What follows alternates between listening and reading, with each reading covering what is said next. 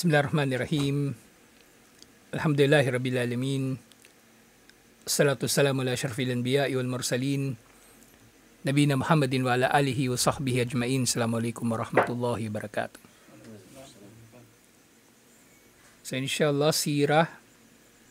Tinutuloy pa rin natin yung pagtalakay doon sa mga nagpatatag kay Propeta Muhammad sallallahu alaihi wasallam at sa mga sahaba radhiyallahu anhum, at pangunahin nga dito syempre yung mga aya ng Quran na bumaba ng dahan-dahan, kasi di ba mula sa pagkakababa nito ng Laylatul Qadar mula sa Lauhul Mahfud papunta dun sa Sama'ud Dunya, yung langit ng dunya, mula sa Sama'ud Dunya dahan-dahan na siyang bumaba sa loob ng 23 years.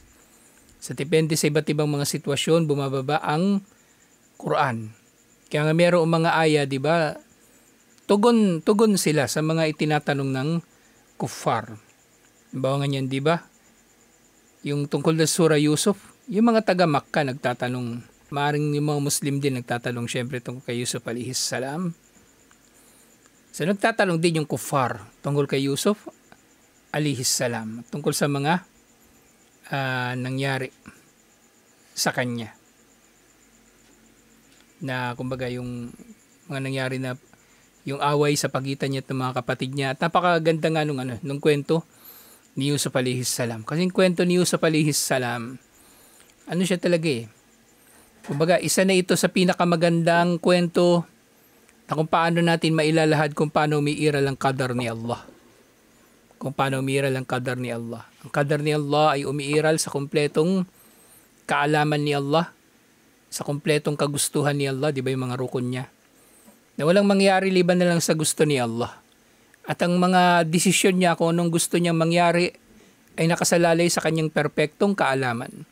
Kaya kung ano yung mangyari sa atin ay nakasalalay sa kung ano yung nalaman niyang karapat dapat lang sa atin. Kaya magdudulot sa atin ng pakinabang o kaya ay magiging pagsubok para sa atin. Sukdulan. Nadudulutin ni Allah na dumating ang mabuti sa pamagitan ng pagdating muna ng isang pangyayari na masama. Di ba masama muna yung nangyari? Pinagtangkaan nila na patayin si Yusuf alayhis salam. Tapos nakulong pa si Yusuf alayhis salam. Tapos siya mismo gumawa pa ng pakana na mapagbintangan yung kapatid niya na nagnakaw, nang sa gayon may iwan dun sa kanya at may paliwanag yung kanyang sarili. Maraming nangyari para lang iligtas sila ni Allah mula doon sa pagkaligaw, o hindi naman pagkaligaw, ano matawag doon? Kasi badwi kasi yung tinukoy doon eh. Kumbaga pamumuhay sa disyerto. Iniligtas sila ni Allah mula sa pamumuhay sa disyerto at mula doon sa tiyak na taggutom. Matindi pa naman yung taggutom doon. Sa makabagong panahon nga may nangyari pa rin mga taggutom eh. Sa Africa. Yung ni tubig wala sila. Kahit tubig wala sila. Kasi yung mga gobyerno nila hindi gumagana ng maayos. Tapos yung mga paligid nila, disyerto talaga. Hindi katulad sa atin dito, kahit papaano may mapulot kang dahon ng ampalaya. Baga na tumubo lang kung saan-saan, sa luyot, o ano pa man. Pero doon wala. So ganun yung kalagayan nila. Kung paanong merong taggutom ngayon at dulot na rin ng tagtuyot. O hindi lang tagtuyot, digmaan. Pwedeng dudulot yun ng digmaan, yung taggutom. Kung meron ngayon, maaaring mas matindi pa noon. Mas matindi ang taggutom noon. Kasi noon, wala namang DSWD, wala namang ayuda, wala namang delata. Walang paraan upang yung pagkain ay maimbak nila ng mahaba na panahon. Walang paraan. Kaya ginamit ni Allah yung mga pangyari na yun sa kasaysayan ni Yusuf alayhis salam. Sa sumunod serye ng mga aya na nabanggit na ipinahayag doon sa mga kapanahunan na yun na dumadaan ang mga Muslim sa matitinding mga pagsubok ni Allah. Yung binanggit dito yung yung 13 to 14 doon sa Surah to Ibrahim. Balikan natin doon sa mga nauna ng mga aya. Kasi nabanggit dito yung Kumbaga, paalala ni Allah na kung ano man ang dinadanas ng mga Muslim sa Makkah ay dinanas din ng naunang mga ummah. At maring mas matindi pa. Yung nga katulad ng binanggit din, sinabi ni Propeta Muhammad sallallahu alaihi wasallam kay Khabbab bin al-Arat. Yung nga, yung mga naunang ummah, di ba, yung doon sa Suratul Buruj, kinakalaykay yung mga balat nila, laman nila, sa maghiwalay laman sa buto. Buhay sila noon habang ginagawa yun. Tapos lalagariin sila sa gitna, mahati yung katawan nila. At iba't ibang pagpapahirap sa kanila ng mga Hudyo. Yung nga, yung kwento na yun sa Suratul Buruj, yun yung dahilan na nagalit yung mga taga-Yemen. Kasi yung panahon na yun, di ba yung tinatalakay natin ngayon si Abdullah bin Hudafa, pero siya yung may sakop sa sa Sanaa. Pero yung kabilang parte ng Yemen, yung Aden, mga mga taga-Ethiopia yung yung nakakasakop ng panahon na yan. Kasi si Dunawas, parang mga yun basta mga ilang taon bago pinanganak si Propeta Muhammad sallallahu alaihi wasallam, 100 years, 200 years bago pinanganak si Propeta Muhammad sallallahu alaihi wasallam. Galit na galit ngayon yung mga Kristiyano, yung mga taga-Habasya, doon sa ginawa ni Dunawas. Kaya sinakop nila yung lugar nila. Sinasabi doon nga sa bandang Najran. Malapit na yun sa Yemen. Nakapunta ako doon sa Najran, sa Yemen. Hindi, Saudi Arabia pa pala siya. Malapit na siya sa border ng Yemen. Sinakop yun nung mga taga-Ethiopia. Kristiyano sila, di ba? So natalo nila yung mga yun. Yun ang dahilan kung bakit nando si Abraha, yung gobernador ng Ethiopia. Na siya namang sumalakay sa Makkah. Kasi si Abraha, meron nga siyang tinatag na di ba? Malaking simbahan, yung Al-Qullays. Tapos dinumihan ng nung isang Arabo. Kasi kakompetensya kakompetensya, dinumihan niya talaga. So galit na galit si Abraha at sinalakay niya yung Makkah. So maraming dumating na mga pagsubok sa mga naunang mga nasyon na maaring mas matindi pa sa pinagdadaanan natin ngayon. Mas matindi pa. So balikan natin doon sa may bandang 9 kasi mga naunang ayat tungkol din kay Musa alayhis salam. Sabi ni Allah, alam ya'tikum naba'ul ladina min qablikum. Hindi ba dumating sa inyo ang balita tungkol sa mga nauna sa inyo? Qaumun Nuhin wa Adin wa Thamud walladina min ba'dihim. Ang nasyon ni Nuh, ng Ad, ng Thamud at ng mga nasyon na dumating paglisan nila. Matitindi yung mga dinanas nila na kumbaga pagpapahirap mula sa kanilang mga nasyon. Di ba si Nuh alayhis salam pinagtatawanan? Ba't ka nagtatayo ng barko sa bundok? Diba? Pinagtatawanan siya. Tapos yung Ad at Thamud, diba? Sobrang yabang nila kasi yung bahay nila nasa bato. Bahay nila nasa bato. At iba pang katulad nila na dumating pagkatapos nila. La ya'lamuhum illallah. Na walang nakakakilala sa kanila liban kay Allah. Ibig sabihin, kahit bakas nila, walang itinira si Allah. Sinuwinasak talaga sila ng tuluyan. Yung ang Sodom at Gomorrah, di ba? Hindi nga natin alam saan eksakto yung lugar nila eh. Kasi binaligtad sila ni Allah. Ngayon, nasa ilalim sila ng lupa. Nasa ilalim sila ng lupa. Hindi natin alam eksakto nasan yung bayan nila. Kung hindi binanggit ni Allah na mayroong Sodom at Gomorrah sa lumang tipan, hindi natin alam na meron pala. Paano pag hindi binanggit ni Allah? Hindi mas marami pa. Maring mas marami pang ganung mga nasyon. Ja'ahum rusuluhum bil bayyinati faraddu aydiyahum fi afwahihim. Dumating sa kanila ang mga sugo na may dalang malilinaw na patunay. Pero inilagay nila ang kanilang mga kamay sa mga bibig nila. Sa maring tinutukoy dito, yung kuffar, inilagay nilang kamay nila doon sa bibig ng propeta para hindi makapagsalita, para hindi makapangaral. Wa qalu inna kafarna bima ursiltum bihi. At sabi ng mga kuffar sa mga sugo, tunay na kami ay hindi nananampalataya sa anumang dala ninyo na mensahe. Inna lafi syakkim mimma tadu'unana ilayhi muribin. Tunay na kami ay nagdududa sa anumang dala-dala ninyo nang merong matinding pagdududa. Ay, hindi sila naniniwala. Baga nagdududa kami ng matinding pagdududa. Kung nagsasabi ba kayo ng totoo. Kung totoo man yung sinasabi ninyo, hindi pa rin kami maniniwala. Kasi di ba, nasaksihan nung mga nasyon nila yung mga himala. Di ba si Saleh, yung kanyang nasyon, saan ba pinadala si Saleh? Sa di ba, sa Thamud. Yung camel. Nakita nila yung camel, di naman sila naniwala. Yung kay Nuh alayhis salam, dumating yung baha. Hindi naman sila din naniwala. Anyway, maniwala man sila dun. Huli na ang lahat Huli na ang lahat. Dumating na ang parusa. Naging sagot sa kanila ng mga propeta at sugo. Qalat rusuluhum afillahi syakkun. Sabi ng kanilang mga sugo, kay Allah ba kayo nagdududa? Kay Allah ba kayo nagdududa? Si Allah na fatiris samawati wal ard. Si Allah na lumikha at tagpasimula ng kalangitan at lupa. Yaduukum liyagfira lakum min dunubikum. Si Allah na nagpadala ng mensahe sa inyo upang anyayahan kayo na humingi ng tawad sa Kanya at patatawarin nga niya ang inyong mga kasalanan. Inanyayahan niya kayo upang patawarin niya kayo sa inyong mga kasalanan.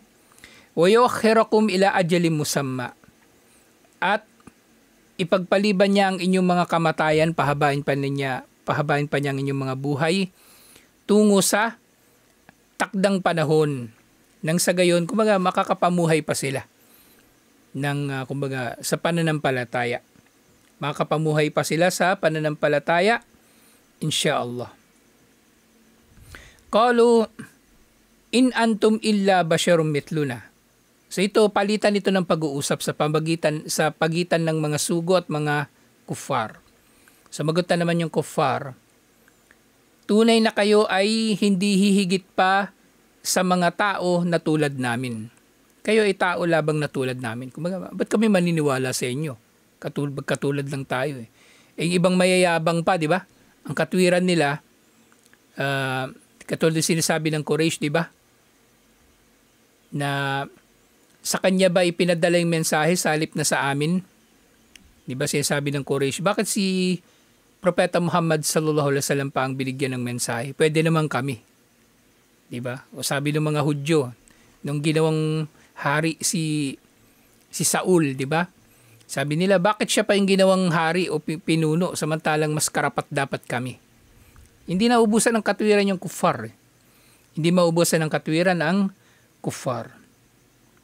Kayo ay mga tao lamang na tulad namin. Turiduna antasudduna amma kana ya'budu abauna. Sinasabi ng kuffar doon sa mga sugo, ang gusto ninyo, kaya ninyo kami pinipigilan mag-shirk, ang gusto lang ninyo, pigilan kami na sambahin ang anumang sinasamba ng aming mga ninuno. Fa'tuna bisultanim mubin. Kaya magpakita nga kayo ng malinaw na patunay. Yung tinutukoy nila malinaw na patunay, syempre himala. At yung mga propeta nagpakita ng himala. Na sila nga ay galing kay Allah, nang dala nilang mensahe totoo, at ang anumang pinangahawakan ng mga musyrik na paniniwala ay mali. Yun yung sultan na tinutukoy dito. Authority, kumbaga, o patunay. Yung nga, ang tinutukoy nila dito, syempre yung himala. At sumagot yung mga sugo. Qalat lahum rusuluhum in nahnu illa basyarum mitlukum. Sabi sa kanila ng mga sugo, oo, kami ay mga tao lamang na tulad ninyo. Walakin Allah yamunnu ala may yasha'u min ibadihi. Pero si Allah, siya ay naghihirang at nagbibiyaya sa sinamang naisin niya sa kanyang mga alipin. At ang tinutukoy niyang biyaya dito, tinutukoy ng mga propeta at sugo ng mga biyaya, syempre yung pagkapropeta. At gabay. At gabay. Wa ma kana lana an na'tiyakum bisultanin illa biidnillah. Kaming mga sugo at mga propeta, wala kaming karapatan na magpakita sa inyo ng anumang himala liban na lamang sa pahintulot ni Allah. Kasi gusto ng mga kuffar, di ba, lalo na yung Quraysh, di ba, ilang beses silang may hiniling kay Propeta Muhammad sallallahu alaihi wasallam, gusto nila instant. Gusto nila instant. Sinasabi nila kung totoo kang propeta, Bakit wala kang bahay na gawa sa ginto? Bakit wala kang mga hardin ng dates, taniman ng dates kumbaga? Bakit wala kang pulseras na ginto? At iba't iba pang sinasabi, kahit sa iba pa mga propeta, liban pa kay Propeta Muhammad sallallahu alaihi wasallam. Pero ito nga yung sinasabi ng mga sugo. Hindi kami makakapagbigay sa inyo ng himala sa sarili naming kagustuhan o sa kagustuhan ninyo. Naibibigay sa inyo yung kung ano mang gustuhin ninyo na makita. Liban na lang sa naisin ni Allah. Liban na lang sa naisin ni Allah. Kaya nga, sa mga propeta, kumbaga, bilang lang talaga yung mga himala na pinapakita nila sa kanilang mga nasyon. Hindi marami. Hindi marami. Bilang lang talaga, kaunti lang. Kaunti lang. Kasi nga naman, ipakita man nila ang lahat ng himala. Maniniwala ba yung kuffar? Hindi rin eh. Maniniwala ba yung kuffar? Hindi rin. Baga, ginagawa ito ni Allah na magiging pagsubok din sa kanila. Na kumbaga may inip sila. Kasi dumating sa marami sa inyo na mga hindi nananampalataya ang himala na hinihiling ninyo. Pero hindi naman kayo naniwala. Halimbawa kay Saleh, di ba? Lumabas yung camel dun mismo sa bato. Yun, nakakatakot na yun eh. Sinong makakagawa no na mayroong camel na lalabas? At yung camel daw na yun, paglalarawan ng mga scholar, hindi basta-bastang camel. Malaki sa normal na camel. Normal na camel, malaki na yun eh. Siguro yung balikat niya, malaki pa yung camel sa baka. Mas matangkad pa sa baka. Di may baka yung balikat niya, lampas tao. Yung camel, mas mataas pa. Yung balikat niya. Nakasakay ka na bang camel? Sa Saudi. Mataas yung camel. Hindi mo siya basta-bastang masasakyan. Yung camel ni Saleh na lumabas sa bato, mas matindi pa. Mas matindi pa yung laki. Mas matindi pa yung laki. Yung Quraysh, di ba sa mga himala na hiniling nila kay Propeta Muhammad sallallahu alaihi wasallam, isa lang naman yung instant na pinakita sa kanila, yung pagkahati ng buwan. Pero yung ibang mga sinasabi nila, hindi pinagbigyan ni Allah. Kasi walang saysay eh. Alam ni Allah, hindi naman sila maniniwala. Alam ni Allah na hindi naman sila maniniwala. Wa 'alallahi falyatawakkalul mu'minun. Sabi ng mga mananampalataya at ang mga sugo, kay Allah marapat na magtiwala o manalig ang mga mananampalataya. At sabi nga nila, ito na, وَمَا لَنَا أَلَّا نَتَوَكَّلَ عَلَى اللَّهِ. So marapat kay Allah lamang manampalataya o marapat kay Allah lamang manalig ang mga mananampalataya. Paanong hindi kami mananalig kay Allah? Sabi ng mga sugo. Paanong hindi kami mananalig kay Allah? وَقَدْ هَدَانَا سُبُلَنَا. Paanong hindi kami mananalig kay Allah samantalang ginabayan na niya ang aming landas? Ginabayan na niya kami sa aming landas. Sa mga mananampalataya, ang nakikita nilang pinakamalaking biyaya talaga ni Allah, ang gabay. At na-appreciate nila na sila ay nasa gabay. At dahil nasa gabay sila, alam nila yung tama at mali. At dahil nasa gabay sila, alam na rin nila na pipinsalain talaga sila ng mga nasa pagkaligaw. Tanggap nila yung kalagayan nila. Kaya dapat tanggap din natin. Tanggap din natin na pipinsalain tayo ng mga ligaw. Titindi pa yan. Pero wala lang. Enjoy lang natin. Enjoy lang natin. Inshallah. Titindi pa yan. So paano hindi kami mananalig kay Allah na yun nga, siya yung naggagabay, di ba? Siyempre, siya yung naggagabay. Ibig sabihin, kontrolado niya lahat.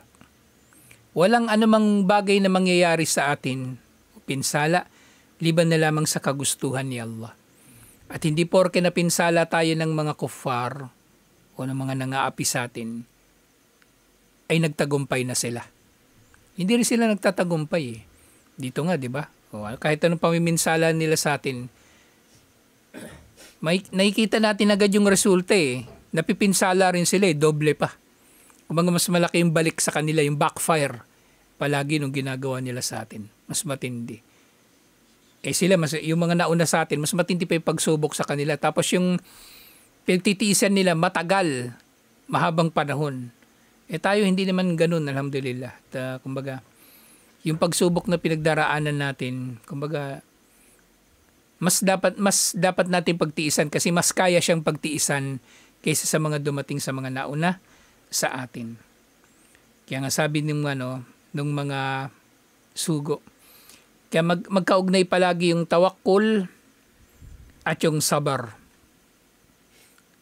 Yung tawakkul at yung sabar ay palaging magkasunod. Kaya nga doon sa isa pang aya sabi ni Allah, alladina sabaru ala rabbihim yatawakkalun. Silang mga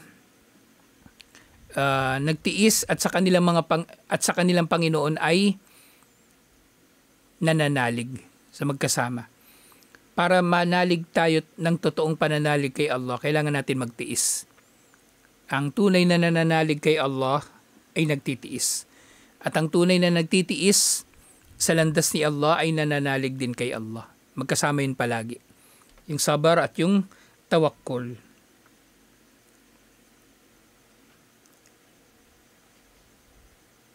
Wama lana an la natawakkala Allah. So paanong hindi kami mananalig kay Allah? Wakad hadana subulan na, samantalang ginabayan na niya kami sa aming landas. Wala nasbiran na alama adaytumuna. Katiyakan, siguradong-sigurado tunay na kami ay magtitiis sa anumang inyong pamiminsala. Sa anumang inyong pamiminsala. Pero syempre, pinahintulutan din naman sa Muslim ang gumanti. Pinahintulutan. O ipagtanggol ng Muslim ang kanyang sarili. Pero syempre, makatwiran na pagganti. Eh, dito sa kalagayan natin, hindi naman pwede natin bubugbugin na lang sila, di ba?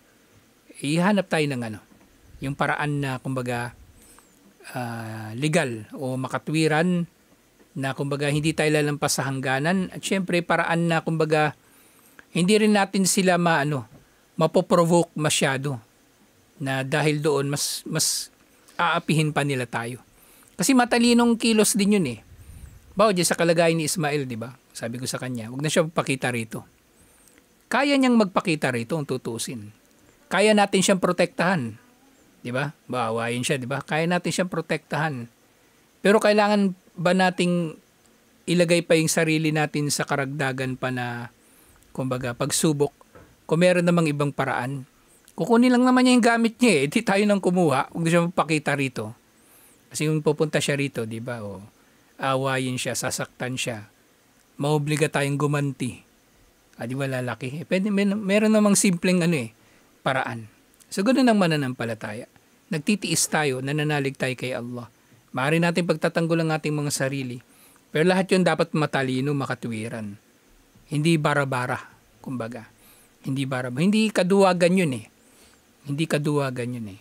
Kasi alam natin yung kalaban natin duwag eh. Alam natin kalaban natin duwag. Kapag nasaktan natin, napitik lang natin yung tenga niyan, takot-takot na demanda abutin natin yan. Hindi yan titigil. Hindi yan katulad ng ibang siga. Kapag ka nakatapat ng mas siga, mananahimik, yan hindi. Ibang laro niyan. Ibang laro ng tao na yan. Kaya dapat matalino tayo, inshallah. So katiyakan magtitiis kami sa anumang inyong pamiminsala. Wallahi falyatawakkalil mutawakkilun. O naulit, kay Allah marapat na manalig ang mga nananalig. Kanina yung mga mananampalataya, kay Allah dapat na nananalig. Ngayon yung mga nananalig, kay Allah dapat na mananalig. Sa munod na aya, waqala alladhina kafaru li rasulihim, sa sumagot na naman yung kuffar. Hindi talaga sila papatalo eh. Parang parang flip-top tong nangyari. Sabi ng kuffar sa mga sugo, lanukhrijannakum min ardina aw latauudunna fi millatina. Ito may kinalaman na naman sa kalagayan natin ngayon. Katiyakan palalayasin namin kayo sa lupain naming ito. O babalik kayo sa aming relihiyon. Mamili kayo. Babalik kayo sa aming relihiyon. O dito sa kalagayan namin, di ba? Mamili kayo. Magpapagago kayo o lalayas kayo. Diba? So yung pinagdadaanan na ng mga nauna sa atin. At mas matindi pa yung pinagdaanan nila. Kaya kailangan na natin magtiis, inshallah. O, sabi sa kanila, di ba, mamili kayo. O, babalik kayo sa relihiyon namin na shirk o palalayasin namin kayo. Fa'auha ilayhim rabbuhum lanuhlikanna adh-dhalimin. Kaya nga hindi na sila sumagot. Kaya si Allah na ang bahala. Sabi ni Allah, ako na ang wawasak sa mga mapang-api, sa mga nagtatambal kay Allah. So yung hidwaan sa pagitan ng mga mananampalataya at hindi mananampalataya, sino namang gago dyan? May kita natin yung hangganan dito na kumbaga, minsan wala na tayong kailangan gawin eh. Hintayin na lang natin si Allah yung kumilos. At maaaring darating na tayo doon sa punto na yun. Wala tayong kailangan gawin, wala tayong kailangan sabihin. Yung sasabihin nila, hindi natin kailangan tugunin. Parehong-pareho nang nangyayari dito. Kaya napakaganda na banggit to dito sa Rahikul Maktum eh. Kaya binasa natin yung buong serye ng mga aya. At yun nga, yung sumunod na aya, yung 14, panghuling mabanggit natin ngayong araw inshallah. Lanuskinan na kumul arda min ba'dihim. Sa yung mga kuffar na nauna, di ba winasak sila ni Allah at iniligtas niya mga mananampalataya. Matapos nawasakin ni Allah yung mga kuffar, ang tumira na doon yung mga mananampalataya. So katulad na nangyari, di ba kay Nuh alayhi salam, namatay yung kuffar, sila na yung tumira doon. Yung tagasunod din pa mga propeta, ganun din. Kay Propeta Muhammad sallallahu alaihi wasallam, winasak yung kufur sa Makkah. Sino ngayon lang nakatira sa Makkah? Di Muslim. O, mamatay din yung kuffar, di ba? O yan, mamatay din yan. O. Di matitira Muslim, inshallah. Kailangan lang magtiis. Inshallah, kailangan lang magtiis.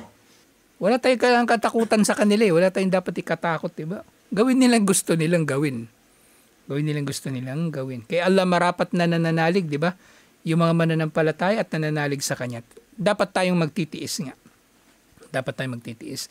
Dalikan liman khafa makami wa khafa wa'id. Yaon daw magiging gantimpala ng sino man sa natatakot sa pagharap kay Allah at natatakot sa babala ni Allah. Alhamdulillah. So ito yung serye ng mga ayah. Magano nga, kung may oras kayo, balikan nyo ito. Yung binasa natin mula doon sa Surah Ibrahim, mula Surah Ibrahim 9 hanggang 14, alhamdulillah. So basa-basahin nyo inshallah. Marami tayong mapupulot na aral, alhamdulillah. So, tutuloy natin ito inshallah. Assalamualaikum warahmatullahi wabarakatuh.